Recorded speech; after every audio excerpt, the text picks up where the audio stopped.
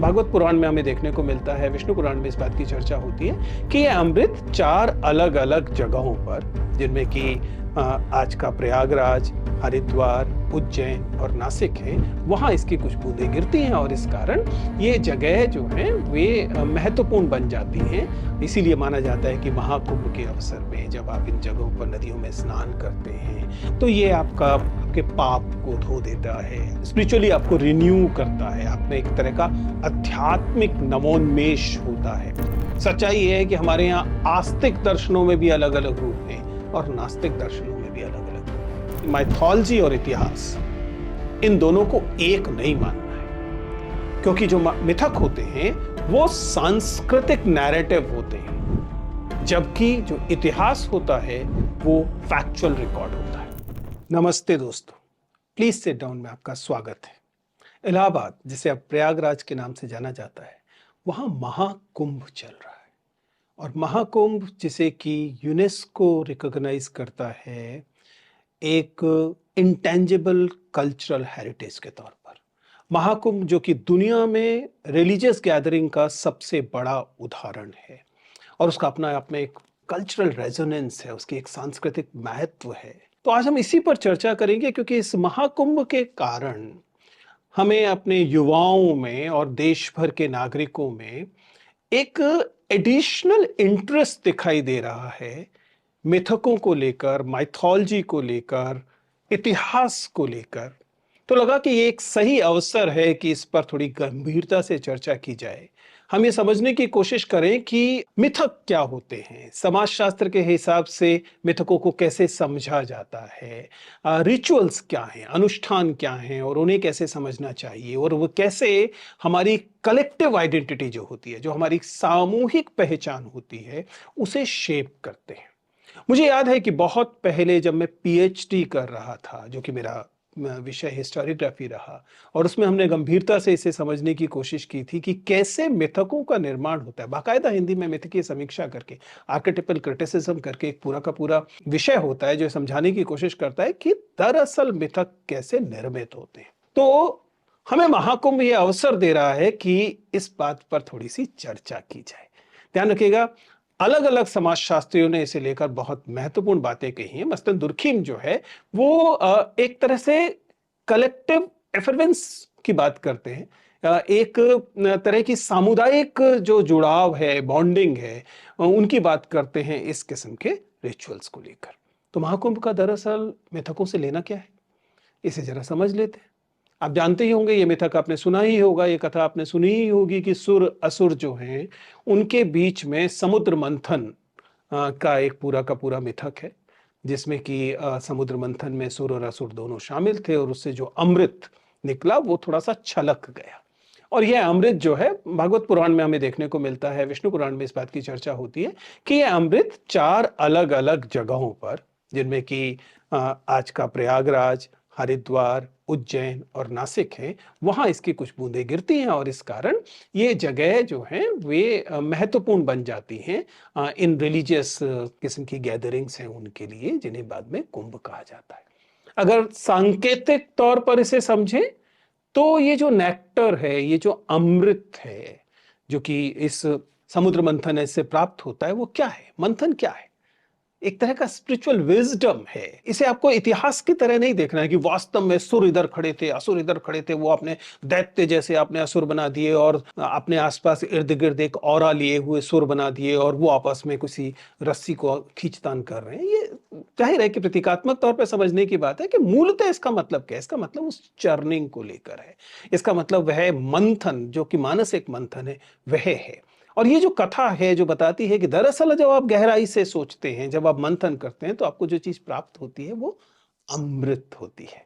और ये कहानी दरअसल इसी का एक रूपक है, मेटाफर है।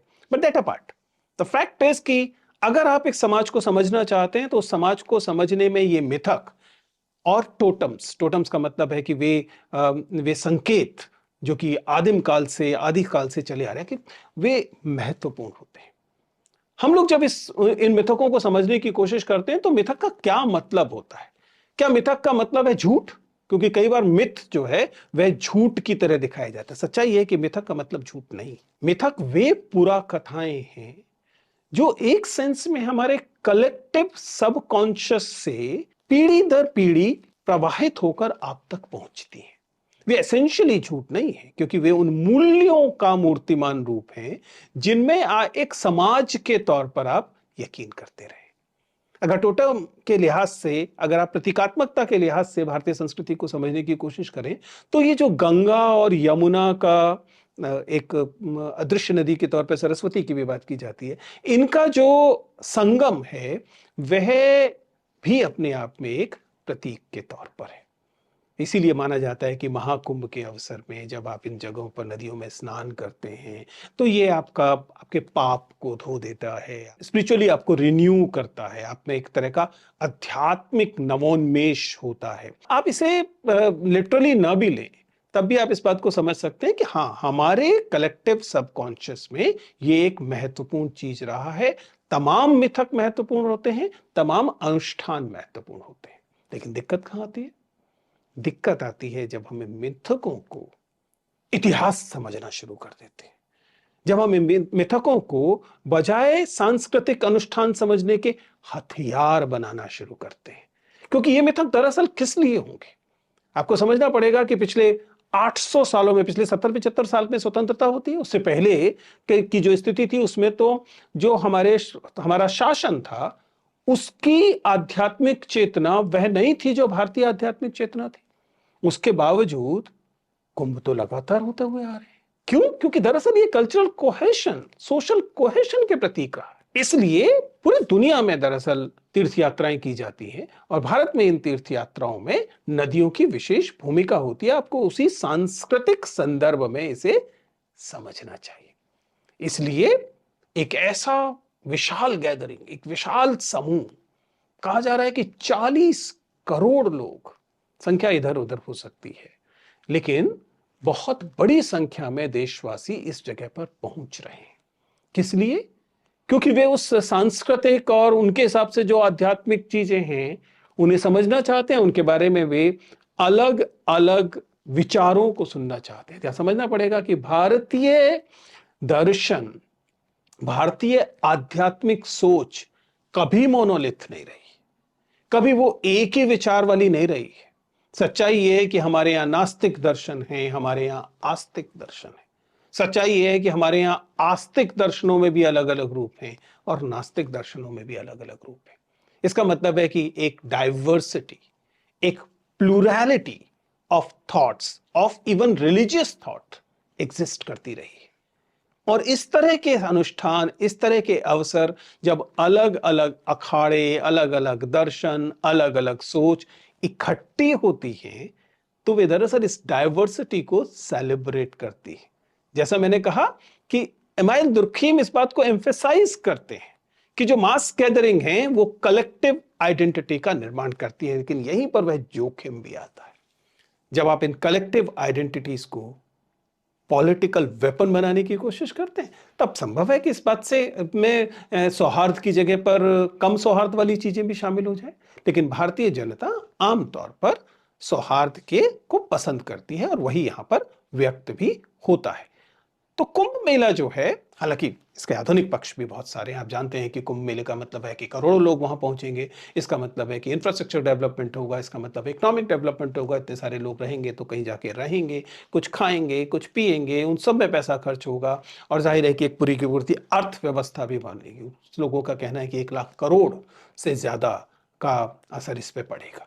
बल्कि इस बात को लेकर पब्लिक हेल्थ वाले इश्यूज भी कई जगह पर खड़े होंगे, जिसको लेकर एक पूरा का पूरा दर्शन है, पूरी की पूरी समझ है। कुल मिला के लेकिन मेरी चिंता जिस किस्म का रिवाइवलिज्म, पुनरुत्थान व चारों तरफ दिखाई देता है और युवा उसमें बहते हैं, तब पैदा होती है। जब आप समाजशास्त्रीय दृष्टि से देखते हैं, इन्हें समझने की कोशिश करते हैं, तो आप जानते हैं कि माइथोलॉजी और इतिहास, इन दोनों को एक नहीं मानना है। क्योंकि जो मिथक होते हैं वो सांस्कृतिक नैरेटिव होते हैं, जबकि जो इतिहास होता है वो फैक्चुअल रिकॉर्ड होता है। आप जब इन दोनों को एक साथ मानना शुरू करते हैं, मसलन आप पौराणिक जो कथन हैं, जो हमारे पुराण हैं, उन्हें आप एक लीनियर इतिहास मानना शुरू करते हैं, तो तमाम इतिहासकारों ने, रोमिला थापर से लेकर तमाम इतिहासकारों ने इस बात को कहा है कि ये एक चिंताजनक ट्रेंड होता है, क्योंकि आपको पुराणों को, सांस्कृतिक कथनों को, पुरा कथाओं को, मिथकों को मिथक की तरह समझना है और इतिहास को इतिहास की तरह समझना है। और ऐसे में जब आपका नैरेटिव सोशल मीडिया जैसी चीजों के हाथ में आ जाए, तब तो चिंता और ज्यादा बढ़ जाती है, क्योंकि हिस्टोरिकल फैक्ट्स और क्रिटिकल थिंकिंग जो है वो प्राइमरी चीज है किसी भी समाज को एक सोचने वाला समाज बनाने के लिए। इसलिए जब भी आप मिथकों के बारे में पढ़ें तो थोड़ा सा क्रॉस रेफरेंसिंग कीजिए, जानने की कोशिश कीजिए कि ये कहां से आ रहा है और वास्तव में टेक्स्ट क्या कहते हैं, चाहे वो स्पिरिचुअल टेक्स्ट ही क्यों ना हो, उन्हें पढ़िए। दूसरी बात, जब आप लिटरल इंटरप्रिटेशन करना शुरू करते हैं तब क्या परेशानी होती है? तब रूढ़िवाद आता है। हाल में एक घटना इसी कुंभ को लेकर हुई। महाकुंभ में एक चिंतक ने जब अपनी कुछ पुस्तकें वहां पर प्रदर्शित की तो उन पुस्तकों में से एक पुस्तक अंधविश्वासों से लड़ने के बारे में थी। अब इस बात पर कोई आहत नहीं हो सकता। क्यों आहत होगा? अंधविश्वास से लड़ना तो हमारी परंपरा में है। कबीर अंधविश्वास से लड़ते हैं, गोरख, अब एक दो तीन नहीं, आपको सैकड़ों लोग भारतीय दर्शन में दिखाई देंगे जो अंधविश्वास से लड़ने की बात करते हैं। तो महाकुंभ में अगर कोई अंधविश्वास से लड़ने की बात कर रहा है तो उसमें क्या आश्चर्य हो सकता है? लेकिन नहीं, लोगों ने बाकायदा हिंसक तरीके से इस बात का विरोध किया, जो कि आश्चर्यजनक है। क्या हो रहा है? आप लिटरल इंटरप्रिटेशंस को कर रहे हैं और उसके आधार पर आप दरअसल क्रिटिकल थिंकिंग को परेशान।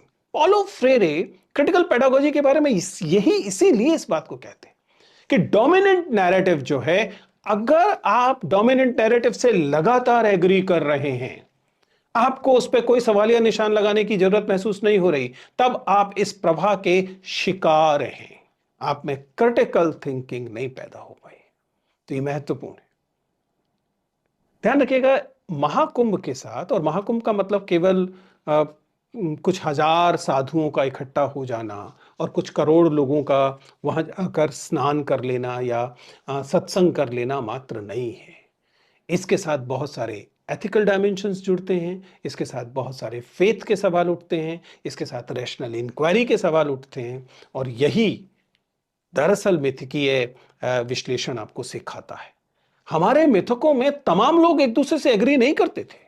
शिव और राम, हमारे यहां शैव और वैष्णव एक ही तरह के दर्शन नहीं रहे हैं, वो एक दूसरे से असहमत भी होते रहे लेकिन कोएग्जिस्ट करते रहे। हमारे यहां कबीर उसी समय में है जिस समय में आपको सगुण भक्ति वाले लोग भी दिखाई देते हैं, और कबीर बाकायदा मूर्ति पूजा का विरोध करते हैं।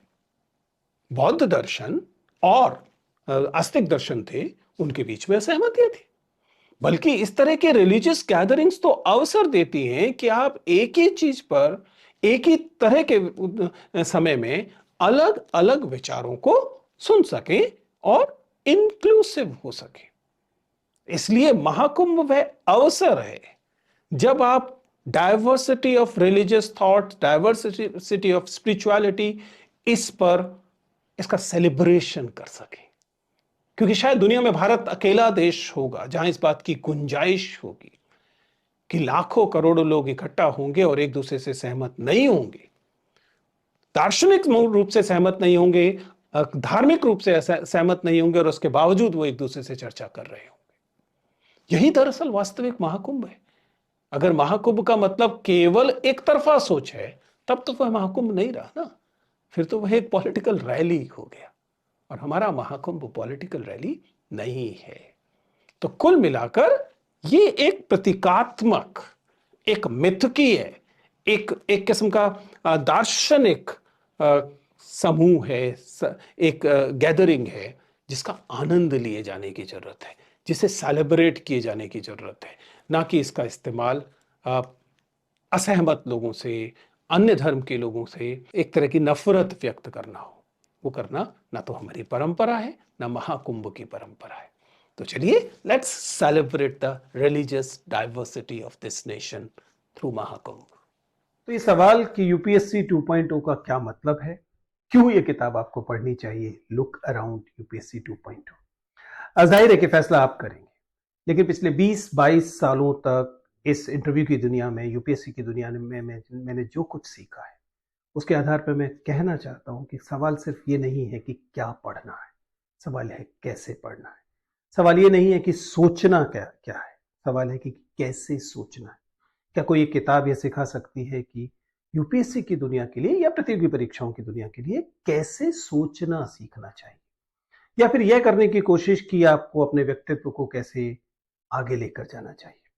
मैंने कोशिश की है, कोई दावा नहीं है, लेकिन मैंने कोशिश की है कि पिछले 2 दशकों में मैंने इस दुनिया में जो सीखा है, उसे इस किताब में शामिल करूँ। यूपीएससी 2.0 इसी को मैंने कहा है। Look around UPSC 2.0।